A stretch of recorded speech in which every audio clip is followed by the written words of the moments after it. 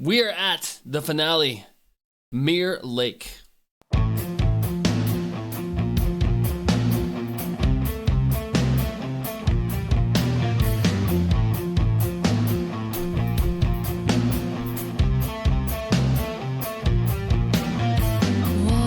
It's got the same composition of Gravity and Fall.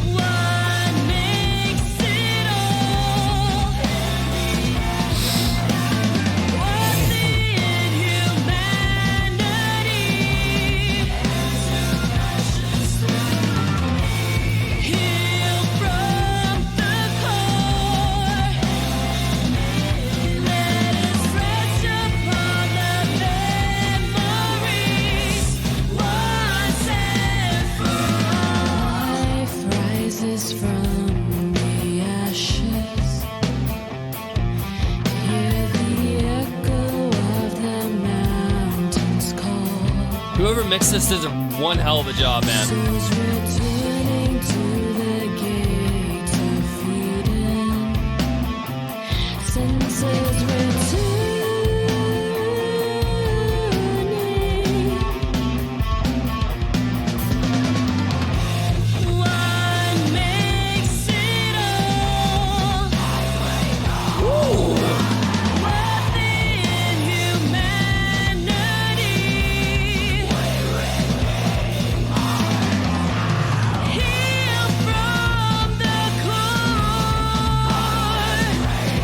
Also reminds me of Infected Rain. Just a little bit. Her voice.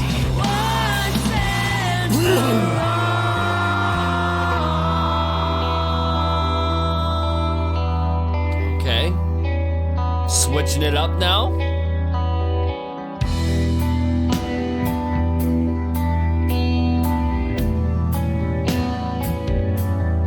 Ooh, I like that organ in the background. Can barely hear it, but it's there. Very Pink Floyd influence here.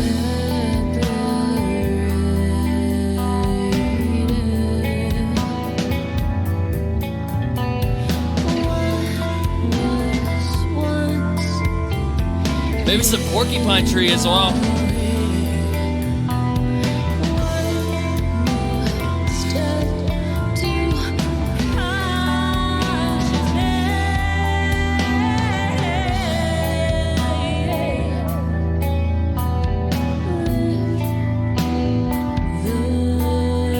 This is a great track. These last 3 tracks are really fucking good, man.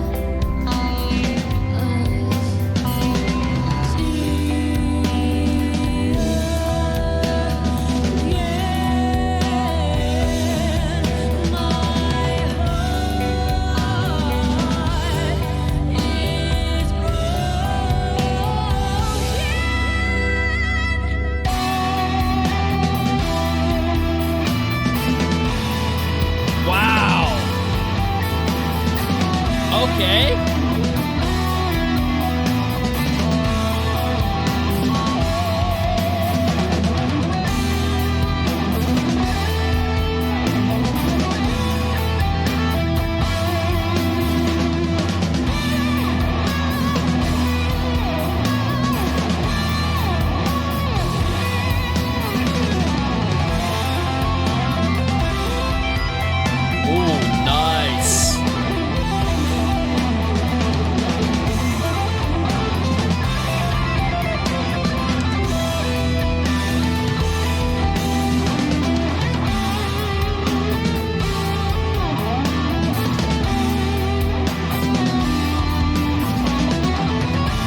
Yep, I think Pink Floyd's an influence. It has to be.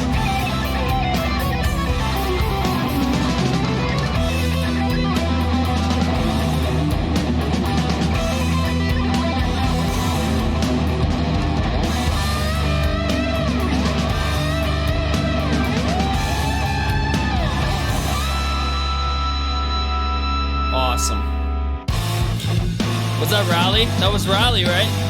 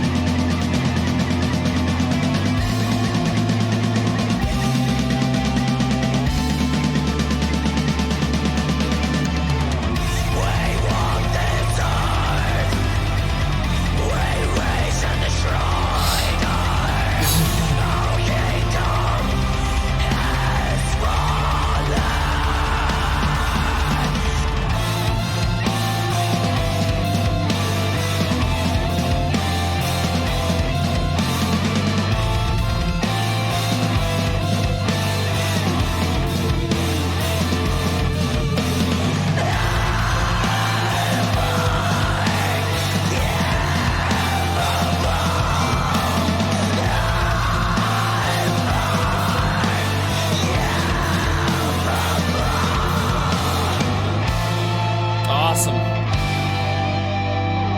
gotta give it to you, man. These last 4 tracks are really good.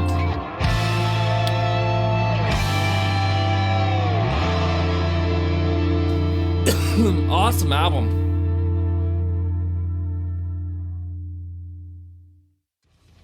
Awesome album. Very unique sound. Let's get into my review. Very, very unique sound.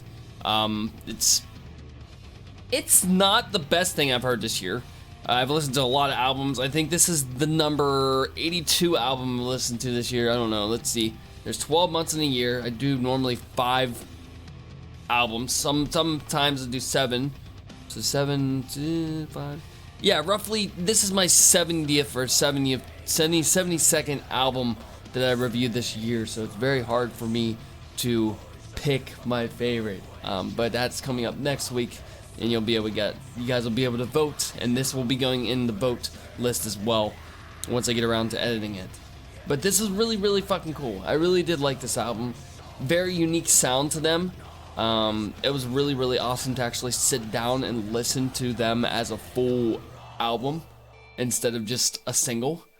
And I gotta give it to you, man. You guys are really fucking good. Very unique sound that you have to you.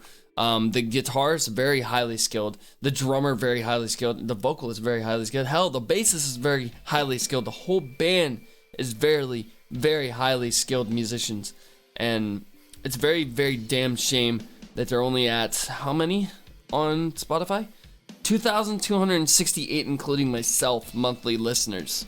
But yeah, very fucking awesome band. I really encourage all of you to go check out this band. Hopefully next year we will be able to review Illuminated. We'll see what Charles says. He has his MVP request to throw in for next year, so I'm interested to see what he's gonna pick. But yeah, Avian, Riley, and the rest of Vintersea. Let me see. 1 sec. Let me get all your names right. I'm not gonna fucking fuck this up. All right. It sucks that you guys weren't able to join me during the live. But I really appreciate you for watching the one on YouTube, or if you subbed on Twitch, thank you very much. Avian, Jorma, Riley, Nix, Carl, and Jeremy, thank you very much for introducing me to you guys. Like, I found you guys through an algorithm, and here we are doing an album review. Really, really did like this. I feel that you guys had room for more improvement, however. I'm hoping that the sophomore album will be better than this album, but as it stands, I'm gonna give you my review as of right now. Influences for Vintersea, The Gravity of Fall. I feel the number one influence for this band is Ne Obliviscaris. They are a band from Australia, and they are a progressive black metal melodic band. And it has been one of the bands I have been listening to through my patron Amintus, and he has been showing me them, and I've been really growing on them. So Very, very Ne Obliviscaris vibes, especially with the violin in 2 of these tracks, and just the progressive elements with the screaming is very Ne Obliviscaris. The second influence, I believe, for the guitarist, it's Pink Floyd. It has to be, dude. It's very, very influenced by Pink Floyd's guitarist. I'm gonna get this right because I have a lot of people. They're like, you think you know Pink Floyd, but you don't know. Roger Waters, Syd Barrett, and David Gilmour influenced guitars on this album, as well as the organ. They had an organ at the last track, very, very subtle organ, but you could hear it in the very background of the music. Very, very fucking cool. Really did like that. The third influence, I believe, is Ginger. Her voice definitely sounds like Tatiana, a lot like Tatiana, so I'm definitely gonna give it to Ginger. The fourth influence would have to be Behemoth. I think that Behemoth was a huge, huge part in the black metal vibe of this band, so I'm gonna go ahead and throw them for the fourth. And finally, the fifth influence, Cammie Gilbert from Oceans of Slumber. Oceans of Slumber, probably the final influence for this band.